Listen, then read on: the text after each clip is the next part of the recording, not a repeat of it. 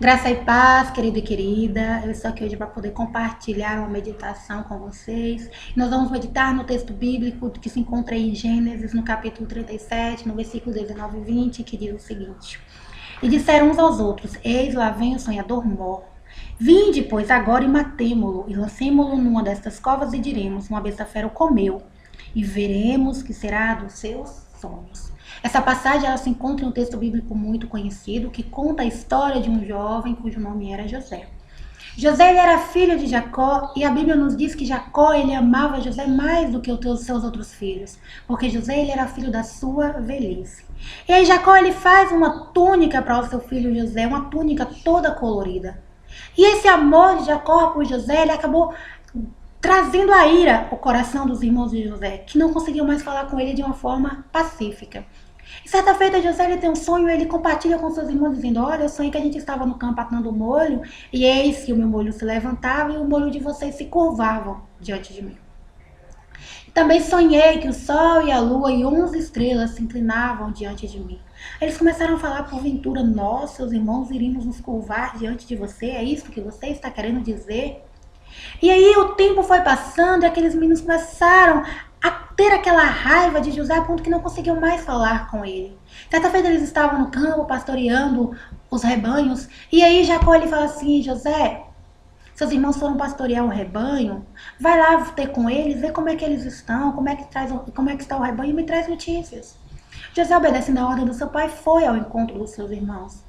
De longe, quando os irmãos de José perceberam que ele estava vindo, eles começaram a planejar contra a vida de José.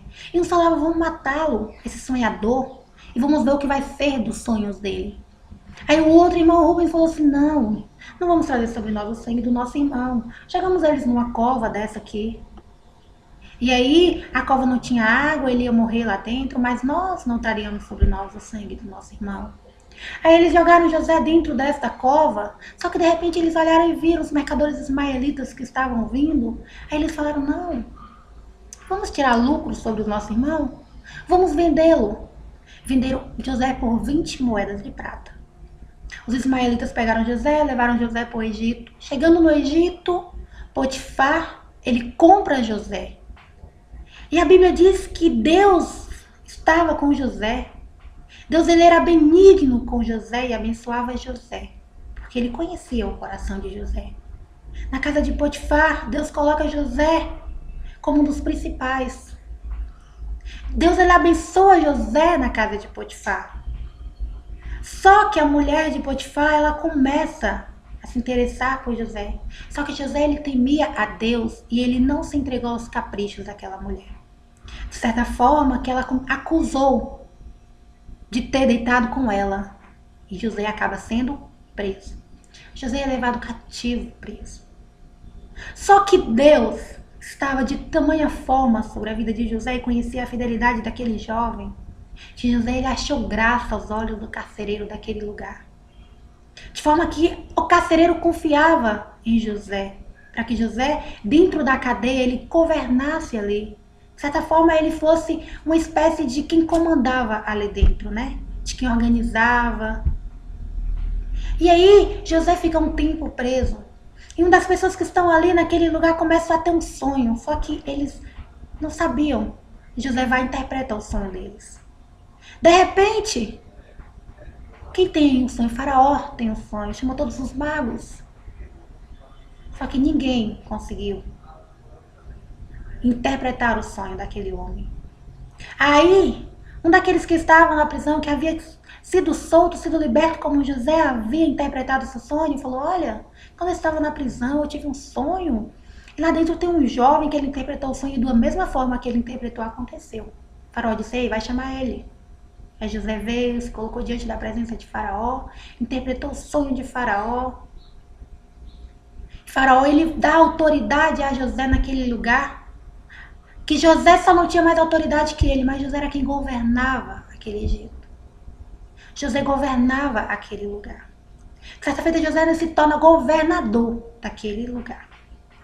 O tempo havia passado, os irmãos de José achavam que José tinha morrido como escravo, não sabiam onde José estava. Jacó Dentro de si chorava a morte do seu filho, mas de certa forma talvez ele tinha se acostumado com a ausência dele. Aí de repente veio uma seca sobre aquele lugar, sobre aquela região. E só o Egito, onde José estava, era próspero. Porque José governou de certa forma que não faltou nada naquele lugar. Ele armazenou mantimentos de certa forma que dava para passar todo aquele período de seca que veio sobre aquele lugar.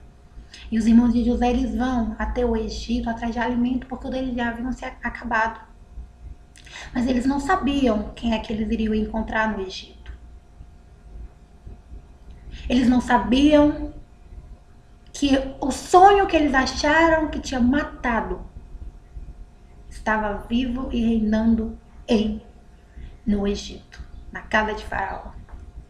Quando eles chegam, quando eles descobrem que José era governador do Egito, você imagina a sensação daqueles irmãos. Eles falam, é impossível isso acontecer. Como assim José é governador do Egito? Sabe por que José se tornou governador do Egito? Porque o sonho de José era o sonho de Deus. E quando nós sonhamos o sonho de Deus para nossa vida, quando nós cremos naquilo que Deus coloca no nosso coração, e nós buscamos aquilo, não importa se alguém tenha se levantado, tenha tentado destruir, ele vai se realizar. Ainda que você esteja no Egito, se você permanecer fiel a Deus, os sonhos de Deus na sua vida irão se cumprir. Independente das circunstâncias, independente de onde você esteja, independente se te venderam como escravo, se venderam os seus sonhos por 20 moedas de prata, não importa. O Deus que é contigo em Israel, se você for fiel, será contigo também no Egito e te fará próspero e realizará todos os desejos do teu coração. Os irmãos de José acharam que tinha matado o sonho de José, acharam que tinha destruído o sonho de José. Assim acontece em nossa vida também. Quantas pessoas olham para você e falam, é impossível esse sonho se realizar. É loucura, é utopia esse seu sonho, jamais ele irá se concretizar. De que forma? Eu não vejo meios para isso acontecer. Eu não vejo meios para isso acontecer. Mas aquilo que nossos olhos humanos não podem contemplar, eu profetizo hoje que você contemple pelos olhos da fé. Pelos olhos da fé, contemple aquilo que o Senhor tem colocado no teu coração, porque Ele é fiel para cumprir. Ele foi fiel na vida de José. Imagine só alguém que foi vendido pelos seus próprios irmãos como escravo. Se tornou governador. E tem o seu nome até hoje na Bíblia. E é um dos maiores exemplos de fé e de perseverança que nós podemos ter.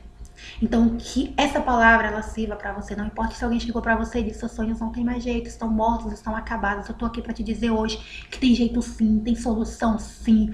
Porque quem está contigo, ele é fiel. E ele faz além daquilo que possamos pensar, sonhar ou imaginar. O nosso Deus, ele é fiel. Que essa palavra ela possa abençoar a sua vida, a sua casa, a sua família. E deixa eu te falar, os sonhos de Deus ainda vivem em você. E Ele é fiel para poder cumprir. Amém?